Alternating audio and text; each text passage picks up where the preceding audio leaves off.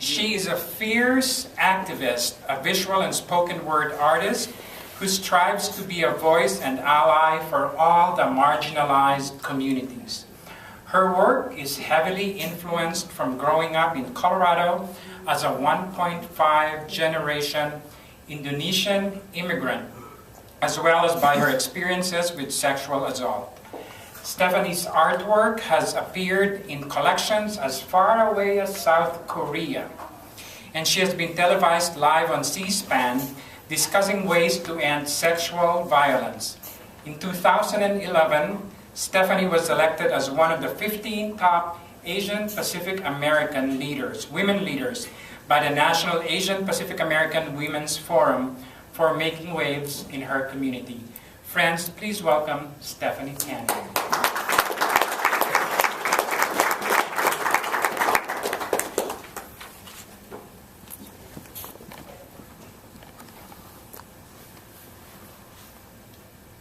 Rich with exotic Indonesians, ultra smooth blend, said the label on the bag of ground coffee.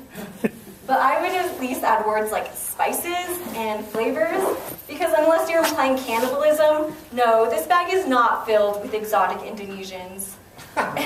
Instead, this coffee is bittersweet, because it is filled with the blood, toil, and sweat of 240 million of my people, colonized and oppressed by the Dutch, English, Japanese, and now Western capitalism, which makes it easier for our tears and our coffee beans to travel safely through imagined borders than the bodies of the people that picked them.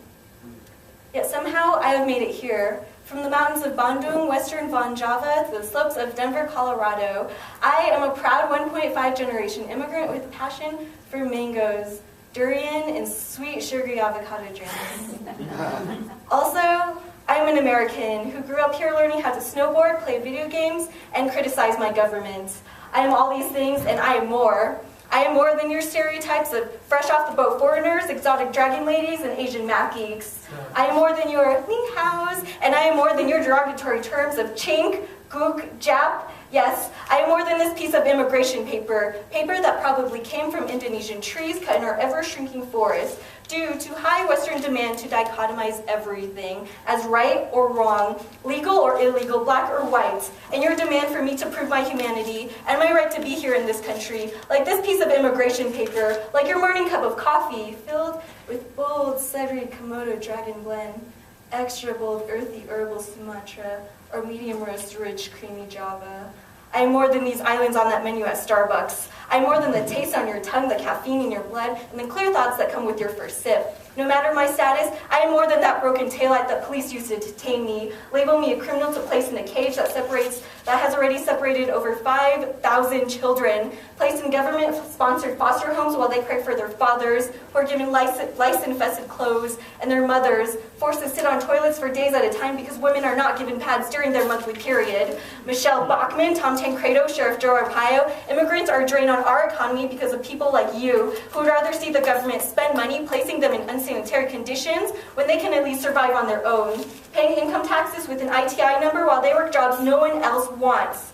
So, Senate Bill 90, and to these politicians, I will continue to fight you and people who support you, because I am more intellect, I am more emotion, I am more soul, and I will give you more than any stimulation these rich with exotic Indonesian coffee beans can ever offer.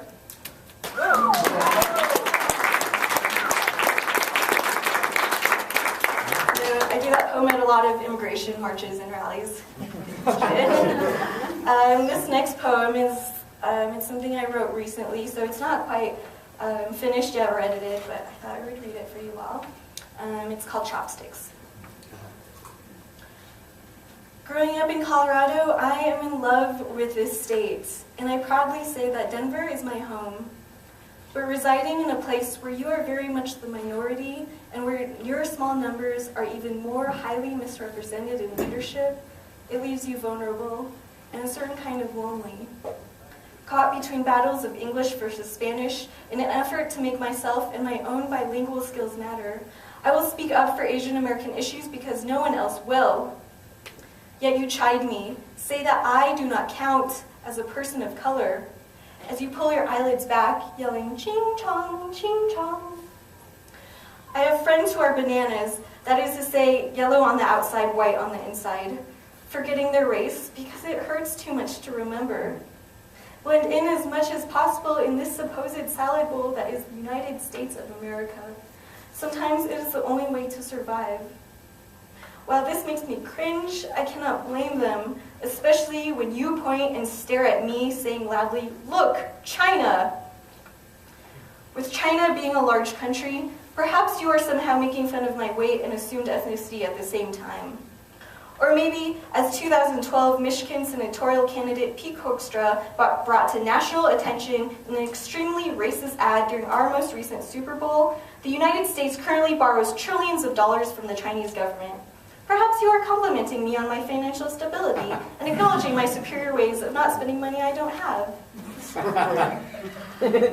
Although, most likely, this is a thoughtless comment, labeling me as other, as a foreigner who does not belong, to which I say, "Look, white male colonizer!" And after 3 men of color in a row revealed that not only white men have Asian fetishes, saying, "I've dated an Asian before," in an effort to go out with me, I realized I also needed a really good comeback for this. My standard reply is now, "I am so sorry for her." And truly, I am. Because when you say I am beautiful, I am unsure if you are looking at me or glazed-eyed at an image of an exotic Asian female, imagining how you would like to play with this China doll. Do you hear the words I am saying as I plead for you to stop? Or is my voice falling on deaf ears?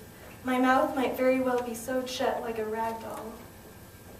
"What's your name, sweetheart? I swear we've met before."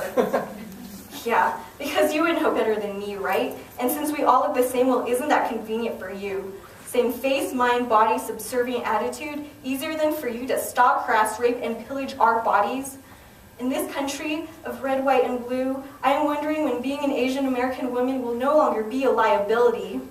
So before you continue to try and impress me with your ability to use chopsticks, let me just interrupt and say that in my birth country of Indonesia, traditionally we eat with our hands.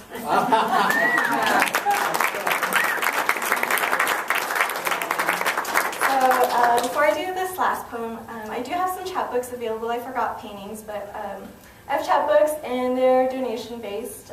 Basically anything you want to give me for them would be awesome. And see, this last piece is called Touch. When I try to type, hold on, let me start. Okay. When I try to type orange on the computer, the synapses of my nerves follow habits. Signal fingertips instead to spell organize. This tells me 3 things. 1, I need to eat more oranges. 2, I am an organizer. 3, these hands are more familiar with cold plastic keys than they are the warm skin of a fellow human being. As a survivor of sexual assault, I have complicated feelings on the topic, but unwanted sexual contact often does not occur in a dark alleyway, can often not be avoided by hiding behind the glow of a computer screen. A dear friend of mine can shoot guns, carries around a pocket knife, and knows how to strangle someone with her bare hands. Another teaches self-defense classes, and I can punch a man so hard he'll pee blood the next day. All survivors, more often than not, these acts of sexual violence begin with unnerving glances, slow, uncomfortable touches, situations we were unprepared to deal with, especially coming from a colleague or a leader. Our bodies, we are so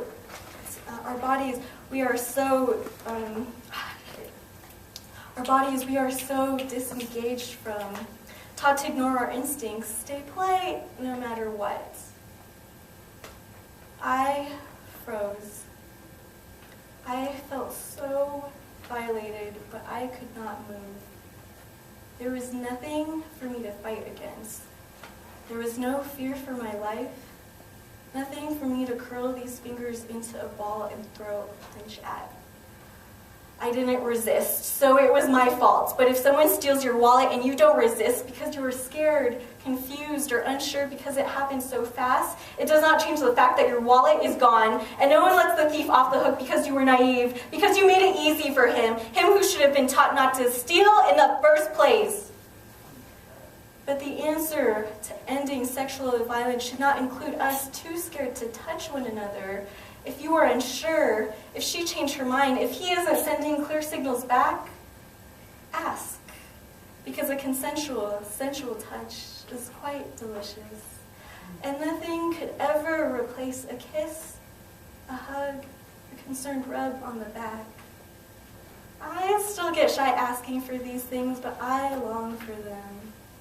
Since birth, we cry out for the basic necessities: food, shelter, and to be held close by loved one, rocked to sleep in a warm embrace, little hands reaching out, grasping grown fingers so